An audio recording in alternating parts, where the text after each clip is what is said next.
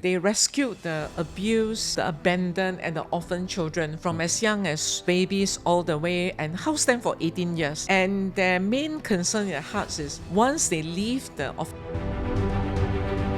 there is a purpose of bringing people or like-minded people together and contribute for the good of another, of others. I think that is. I think it is very disturbing to see young chefs who only want to do the modern stuff and the Western stuff and all that, but the respect is given to chefs who are able to.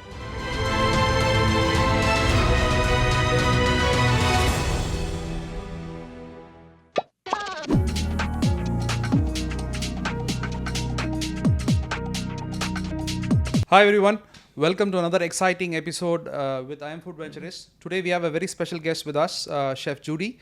Chef Judy and I have been friends for quite a few years right now. When I say quite a few years, our friendship actually we connected at the time of COVID. Chef Judy is actually from Singapore. They have run a similar kind of academy to what we do in Singapore called Creative Culinary Academy. And she is actually a very accomplished chef by herself. And so welcome to the show, Chef Judy. Thank you for agreeing to come to our show for us. Yeah, thank you so much, Ali. It's an honor to be on your show. Oh, thank you. And to be in Thank you. beautiful India. Okay. Yeah. So, Chef, I know for a matter of fact that, your experience and your presence across the globe has been quite wide. Can you give us a little bit of a short, brief introduction about what you do and where you're from and what are the things that you have done? Well, for the longest time, I've been in education. Oh. I started as a trained teacher in Singapore. Okay. But I had always been interested in the culinary arts, in particular the bakery arts. Okay. So then this desire to go more into the bakery became very, very strong when I was in my late 20s. And so I decided to follow my heart and then pursued bakery education, first to get myself educated before being able to share with others. Okay. So along the way, I've been fortunate and blessed enough to meet very good mentors, teachers in my life who influenced me greatly in the bakery science and arts aspect. Yeah. Okay. So I understand that you're formally educated in Culinary Institute of America. So did you travel to America for you to get your education done there? Well, at that time, that was 30 years ago. Imagine time flies. And I had actually just become a mother. Okay. But because of the support of my family, I made the trip. I didn't do the entire full course because I still had my children and all that. But I went for the continuing education in European cakes and pastries and bakery aspect. And I met, that was where I met Chef Helmut Leubel, who was heading the pastry and bakery department at that time. And he was very kind because at that time, for a Singaporean Chinese to go all the way there, that was those days when there was no social media, no Google search, nothing, it was a very long trip. And I was very blessed to have had his personal, tutelage. And even after the classes, he got me to join him to help out, in the bakery. So within that short time, it was a very intensive education for me. Absolutely. Yes. So after completing that, you came back to Singapore and straight away did you start your academy or how did No, it then start? I went on to work in a local bakery. Okay. And where I also was an intern. I wanted to know our local bakery, our local desserts and bakes as well. And then in between, I went to Lenote, School of Lenote, to hone my skills in the bakery and pastry arts. Okay. But the impact that was the greatest in my life was when I studied under Roy Chung, under the U.S. Wheat Associates, where I was formally trained in bakery science. A lot emphasis on the science and the mathematics of baking. That really opened my eyes to how we can actually control or make changes to our products, not just by following a recipe, but to analyze and to be able to make changes, educated changes. So after completing your second bout of education with Notary, is that how do you pronounce that? Lanot. Lanot, Yeah, Lanot, yeah, the R is supposedly silent, right? exactly. Lanot. Yeah. So after that, then you back in home, and then you decided to start an academy or cafe. Which was the first? Uh, well, after I worked in several places in the Yep. local bakeries and overseas in I had the opportunity to be in Chiang Mai Novotel Hotel Okay. and several other bakeries, around the region when I was exposed to different styles. Then I felt the need to do something on my own. Okay. And I guess I've always, because I was influenced so greatly by my teachers, I naturally went into teaching again, where I first started as a teacher in the schools. And then started actually the school first. Okay. Then I had the dream to have my own bakery cafe Okay. because I wanted to follow this saying, give a man a fish, he eats for a day, teach him to fish, he eats for life. So the cafe, bakery, and the school, to me, form the two sides of the vision and the mission in my heart. Yeah. So I think that pretty much explains the reason that your inspiration behind not just being a chef, but also being an educator and innovator. Am I right in saying that? Yes, because education provides opportunities, changes, shapes lives, and it's a great honor and a privilege for the teacher to be part of the students' dreams, And I hope that by being in education, just as I have been shaped and influenced by my teachers in the bakery industry, I hope that this would continue in true education in our school and in your school as well. Absolutely. Yeah. Thank you so much for that. And I'm sure that, coming from what do you call a social construct like Singapore, which always has the drive to actually work very hard non-stop, and then going to get yourself educated in a place like America or any of the other institution that you've attended, how has this international exposure shaped up, and how it has actually redesigned your way of thinking, and how it has actually made you what you are today? Well, I think because of the, how technology has enabled or made the world a lot smaller. We now, people today, we are able to, learn things from each other very easily across, through the media and all that. But to actually be in the country and to actually experience and work with the locals, with the local bakers. Like I had the greatest time to work with your group of your chef instructors. Thank you. We learn something from each other, and we actually see the truth, which may sometimes be not maybe disguised or even warped, by the social media. So I think as bakers or as a person or in any trade, we need to open our minds, and by meeting people like this, by traveling, that is one way to broaden our minds and to have a greater understanding of another person's culture, and a respect that we should have, And having come to India, I've seen some of the bakeries that you showed me, and I realized that indeed there's so much, the Western world can learn from the East, from countries like India, China, Singapore, just as we have learned from them as well. Absolutely. I think it's important mutual respect. Yeah. And I think it widens your horizon, right? I mean, Yes. I've been very actively tracking all the places that you are visiting. For example, recently you were in Nepal, and I think you are very kind enough to organize amongst your friends and people who've been working along with you to set up a bakery school for the underprivileged. And I think not just in terms of monetary value, but also in terms of, organizing the equipment, organizing the space, and taking the personal time off and the effort to visit with you and like-minded chefs all the way to Nepal, set up a bakery over there, and train those people. So can you share us a little bit more about that particular venture of yours? Yes, actually it was like more than 10, almost 16 years ago when I first visited Nepal. I was very moved by the work of Shanta and Hannah, Okay. the founders of this school called, this orphanage called Love Light. Okay. They rescued the abused, the abandoned, and the orphan children from as young as as babies all the way, and housed them for 18 years.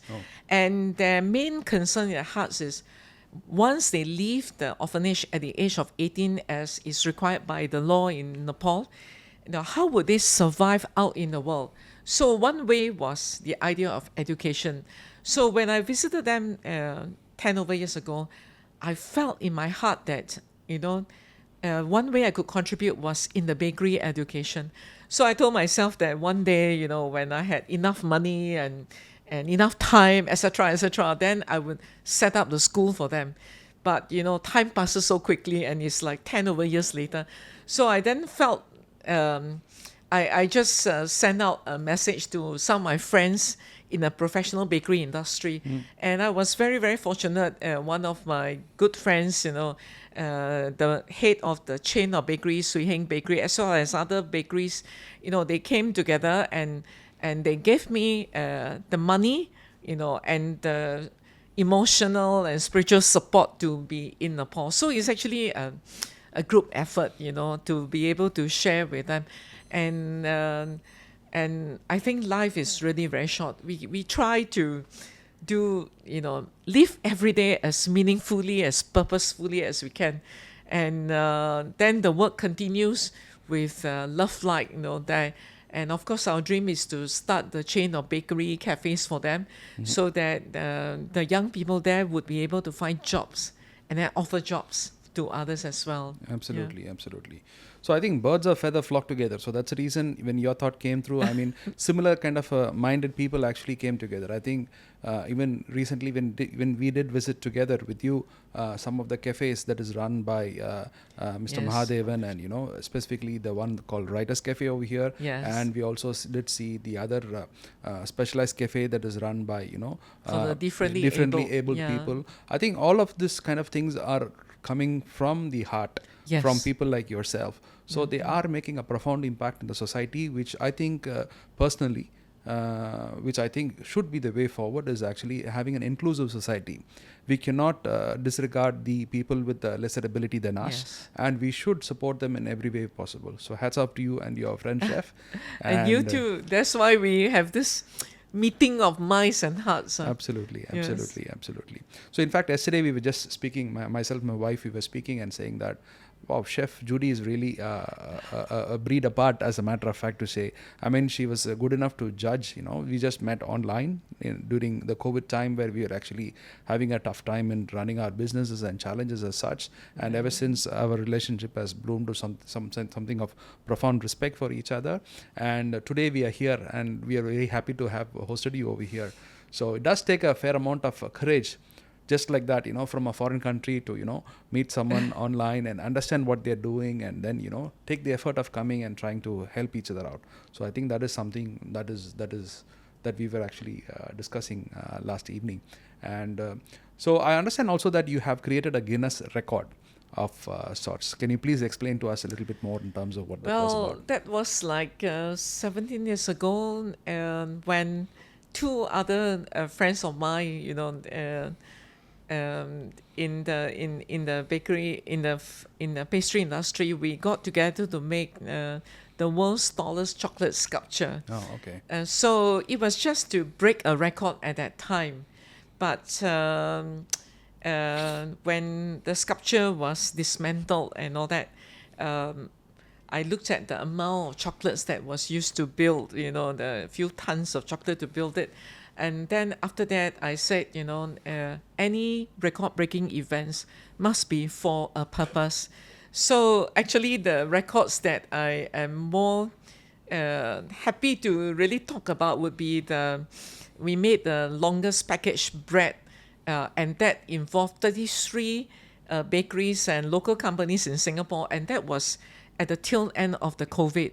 So we got together to make the longest line of packaged bread, and then we worked with Food from the Heart to have all these breads distributed after the record event, and to share with those who would need it. I think that was more meaningful. And then after that, we went on to do the largest logo for the breads and all that. I think to break a record for record's sake the feeling is very different from when you break a record and there is a purpose of bringing people or like-minded people together and contribute for the good of another, of others, I think that is a lot more meaningful and a happier occasion. Yeah. Absolutely, But absolutely. that, I mean, at that time, I was not the leader of the project for the Guinness Book of Record for the chocolate. It was Gert Renman, the Belgium chocolatier. So I was quite fortunate to be in the project, the three of us, and that was very memorable. Yeah. Absolutely, Yeah. absolutely. So, as a matter of fact, to say, we also did manage to do a Guinness record. Yes, So, congratulations. thank you, Yeah. thank you. And that was quite some time ago. And very honestly speaking, on hindsight, I think a little bit immature, just that we wanted to create a Guinness record, so we did go about it. But the remarkable change in between was that when we realized that, like you rightly said, when such a huge effort goes into making something that is as spectacular as large Yes. as the world's largest cupcake tower, which I think till date remains unbroken as a record, Yeah. the quantum of cupcake is what we're going to do after that. Yes. So luckily, halfway through, we realized this particular challenge, and we had very meticulously planned the distribution of the cupcakes across to orphanages and elderly homes, because Yes. not every day they get to have good quality cupcakes. Yes. So more than actually succeeding in that particular record-breaking event, distribution of the cupcake was something that we were very happy about. So I completely agree with you that whatever record that we try to do or something that really means to us would be making other people happy or Yes. being of use to the society and the community in which we live. So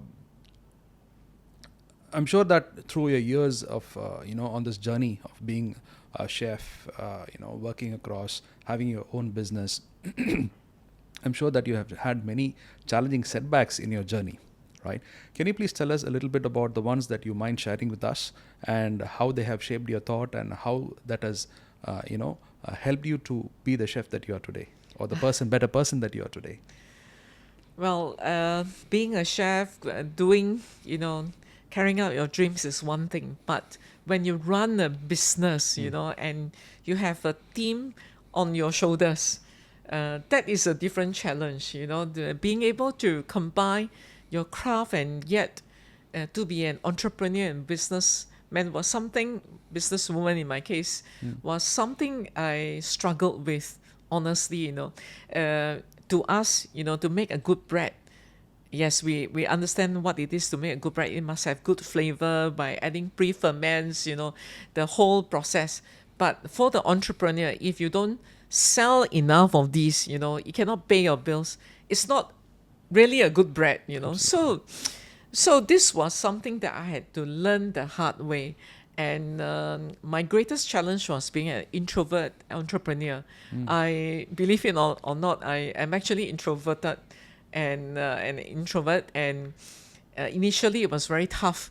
I was happier in the bakery, in the kitchen, doing the stuff than meeting people, networking. So to have a long-term business relationship, that's not something that comes easily to an introvert.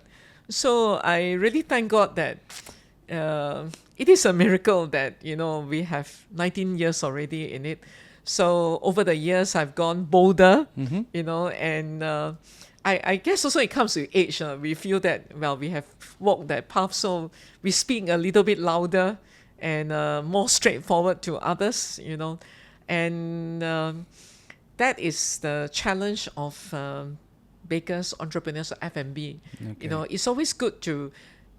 It's easy to say that we should employ somebody to take care of the business, but when you start off with a limited budget, how do you then balance this? Because you have to do the marketing, you have to market yourself, you have to look at the books, you have to look at the numbers, and then you have to create the product. Nobody can do all these things all good, in a sense. You need really people to help you. So I'm just fortunate and blessed that along the way I had a lot of angels who helped me. And now, with my son and the younger generation coming in, it's a lot easier now, of course. Okay. Yes. So a follow-up question about what we just asked. So how do you manage to balance your creativity, which is very important for a chef or someone who's actually creatively inclined, and the business part of it, and also doing good for the community? How do you manage to balance all these three? Because I think these three things are the top three things I see you as a professional and as a human being. How do you manage to balance all these three things together? Uh, I don't really think about how I actually balance, but really it's by the grace of God. I told Okay. God that this is my desire, to do good and to use my bakery skills to, impact the world. So I pray that He will give me um, the energy and the drive, and the good health to continue what I do, Absolutely. and to be able to balance. So I'm grateful that every night I can sleep very well, very deeply, Okay. and so and multitasking. I think women are very good at multitasking. Multitasking. So somehow everything falls together. But of course, as I get older, seriously, I do have my priorities, and like Okay. I select projects carefully. Mm-hmm. I spend time with people of the same hearts and minds, Okay. and don't bother too much, being caught up with what I would say maybe the insignificant things, and we put aside our pride, we just spend quality time with our family, with friends like you, and Asma, your beautiful wife, and we select the projects we want to be involved. Otherwise, Absolutely. we will just drive ourselves crazy, doing too many Absolutely. things at the same time. Absolutely, absolutely. So I think that's a fantastic answer that you shared. And following up with that, you did mention about your son, Chef Tim. So can you tell us a little bit more about what Chef Tim has done and how you guys are working together as a mom and son duo and creating quite the wave in the Singaporean bakery industry? Well, I am just very blessed that of my two children, my son had shown distinct interest since he was young in the as a young boy. Initially I was a bit concerned because I was afraid that he might have gone into this, because at that point of time I was a single mom, and he came out with a sister, and with me. And at that time I felt that he was trying to be the man of the house, to take Okay. charge, to help me in the cafe that had just been set up in the bakery. So I did pray that if this was not something he genuinely wanted, then as a mom, I would have to release him. So, but as the years went by, he seemed to take a great interest and showed talent, and he has had wonderful teachers, in during his time in Temasek Poly, and even went to my Sifu, my teacher, my mentor Roy Chung as well. So he has developed, and I have also let him go when he wanted to travel around the world, go to Mexico, do his own thing, and but at the end, he felt deep in his heart to come back to the business, and he has transformed the bakery, the bakery cafe, to just focus uh, on two major things: the sourdough donuts and the sourdough sandwiches, where we bake in house. And he has shown much greater wisdom than the mom who wanted to do everything. I wanted to showcase everything that the school could do. But I think in business, it was a lesson that I learned, that it's important to focus. You can do a lot of things, but you need to focus. Just as we choose our time to spend with people, choose the products you want to sell, and then you focus to doing the product well. I think that is so much more than doing so many things. Yeah. Absolutely. That's really, really great pearls of wisdom that you actually had shared, that focus is so much pertinent in business. Yeah. And us being from the creative part of the field, we want to do everything that can showcase all our talents together, Yes. so that we have more acceptance. And I think right now, I also understand from what Cafe Prale does. Am I saying it right? Cafe Prale? Yes. So what Prale does, I think after a long time, you guys have managed to break the barrier and bring in a huge changeover in the business because of your focus in the product. And not only that, I think God has been very kind in Yes. terms of making your product go viral. Can you tell Yes. us a little bit more about that That particular instance? that was a miracle. In business, I once came across this signboard. I think it was recently when I was in Pakistan. A business without marketing is dead. Sometimes when we are so involved in the business, like Tim, my son, and I are bakers, and we are in the business, we forget that very important thing: you need to market and all that. And we were just very blessed that an influencer took a liking to our product, and she ordered online, and then she just made the statement that it's the best donut in Singapore. Wow. Just because of that, and it just went viral, and then it became crazy.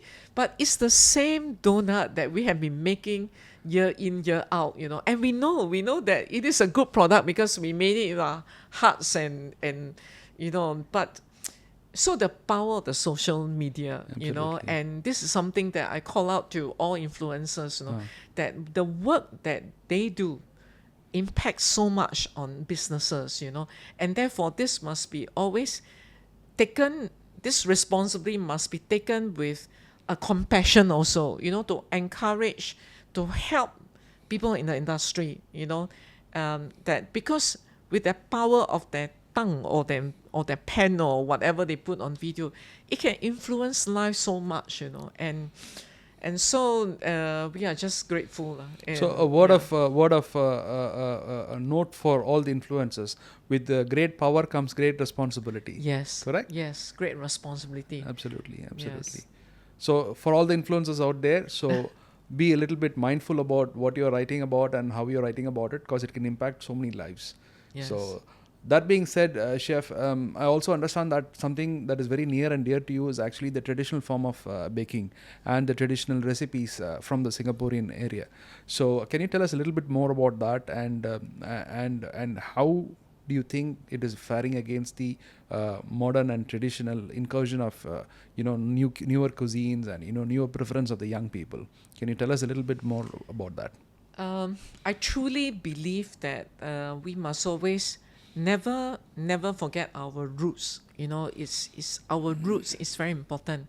I think it is very disturbing to see young chefs who only want to do the modern stuff and the Western stuff and all that, but the respect is given to chefs who are able to learn from others, but keep your Asian tradition and never forget your roots. Infuse your bakes with some of the traditional stuff. Yeah, you can present your traditional desserts, your bakes in a modern way, but never losing that spirit, because a nation or a chef or anyone who loses that sense of history and respect for our own traditions will be someone like a tree that is not planted deeply, and you will sway with every tsunami that comes. So it's so important. Yesterday I had the chance to visit the heritage site. I was looking at the stone sculptures that was done, and I said, it stayed through the tsunami. They stayed through after so many thousands of years. The sculptures are still there, carved in stone, because they were very, very deeply rooted to the ground. And I think this is very important. And all educators must always remind our young people, our young chefs, never forget that. So to give yourself the respect and to show others also that the respect must always be mutual. Absolutely. Thank you so much for that. Really appreciate your detailed answer on that. Now, with the advent of modern technology, right, what was possible, not just in terms of social media, but in terms of the baking science itself, what was not possible maybe 20 years ago has become far more advanced than what is possible right now. So with the inclusion of this kind of technology in the day-to-day, production of bakery and so many other kind of food production units, how do you think we can actually balance them? Because some of them are deemed to be not the best for the health. Some of them are made for the mass manufacturing and convenience, are not letting the product go bad. I'm talking about using of functional ingredients. I'm talking about your emulsifiers, your acids, your so many other ingredients that they're using. So both the technology and this, and how do you think that they should be handled in today's modern food processing, or for that matter, food production business? Yes. I think it goes back to this word responsibility. Being in a food business is an awesome responsibility. We are responsible for the health of our customers. Now everybody is eating out, especially in a country like Singapore. We buy what is available. I think in the pursuit, in the journey of building our businesses, making profits to sustain the business and to go on, it must always, the sense of responsibility must never leave us. Meaning that any product that we make, will we eat it ourselves? Will we feed to our future generations? I think there are so many alternatives, but I think there should also be not a return, but to go back to some of the traditional practices, the herbs that we have and all that. How can we make food safer, better, and not by putting too many additives and all that, just to to improve the shelf life, just to it's not enough. Yes. We need to have this responsibility and this conscience in our business. The effort should be there to be mindful for the consumer Yes. as well as that of the environment around us. Am I Yes. saying that right? Yes. Okay. Yes. Okay. So, what is the one piece of advice you would give to someone who's starting their career in baking? Well, first, I think you have to know it is not an easy career. We have to be on our feet all the time. Brace yourself emotionally, mentally, everything, because along the way sacrifices are made. And so don't do it at the expense of our family, of our relationship. That is important to discuss with the family, how you can strike some balance. Okay. And be curious all the time, never stop learning. Learn from the entrepreneurs, the older entrepreneurs, more experience of how they ran the business, how do you combine that, as well. And never keep learning, all the time to stay in touch with the industry and have good friends in the industry, because at the end of it, it's the friends who share with you, who support you. I think that's very important. Absolutely, Yeah. absolutely. And in your experience, I can see that specifically in working in our kitchen, you're able to see the way one particular chef is working in terms of what they are good at and what they are not good at. So, in your experience, in seeing so many and training so many young people and different people of different skill set in the bakery, what do you think is one of the most important skill set that is overlooked for being a good baker? Humility, Humility. sense of feeling that all the time that you must keep on learning, no matter how old we are, how experienced we have, we think or what people think of us. I think humility is very important. Very important. To observe, to learn, rather than to shut your minds. I think this is very important. Ability to focus. Yeah. Absolutely, Yeah. absolutely. I think that is one of the most fundamental necessity for any human being to be progressive, Yes. being humble about Yes. what they are, and and having that mindset for a long time. Because once, I think many times, if you are lucky enough and success sets on your path, then I think the mindset and the approach changes very radically. And as a result, we come across being arrogant or dismissive of others, and that kind of trend is very often noticed in many people. Yeah. Coming to the next part of the question is that what advice would you give to someone who's actually starting a bakery business, besides being a baker, to bakery business or a cafe business? What is your advice to the young and discerning entrepreneur? Well, the moment you step onto this journey, it's going to be a long, exciting journey. Approach every day. Take good care of your health. I think that is very important. Don't keep working so much. Take care of your health so that you can run a longer journey. It's a marathon. Yes, it's a marathon. It's a marathon. But it is a marathon that you love as well. At the end, You should you enjoy have to running the love- marathon. Enjoy it. You must have that love in what you do, with love for people, because you're not going to be alone. You're going to run with other people. At the same time, along the way, you need to help each other out. I think wisdom is so important. Absolutely, absolutely. Yeah. Thank you so much for the chef.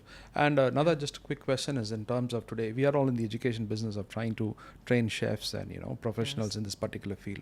How important is actually formal education in that particular field for us to be better bakers or better pastry chefs or better professionals in this field? How Versus the practical.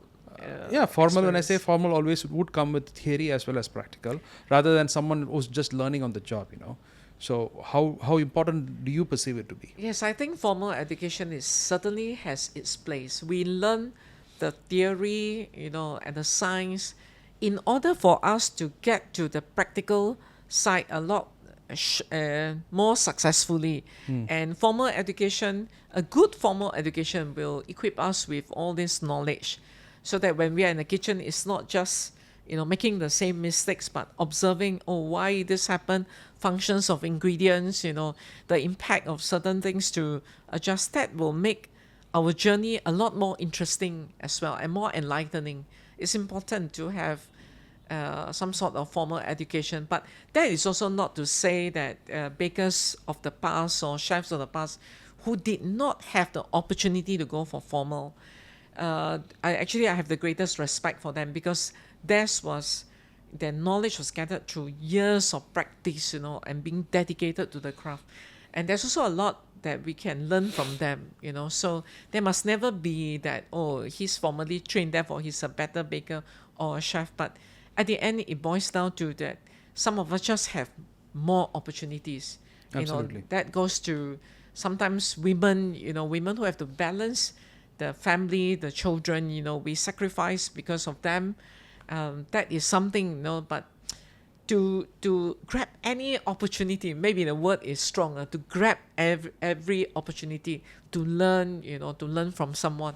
I think that is itself a very important thing in life.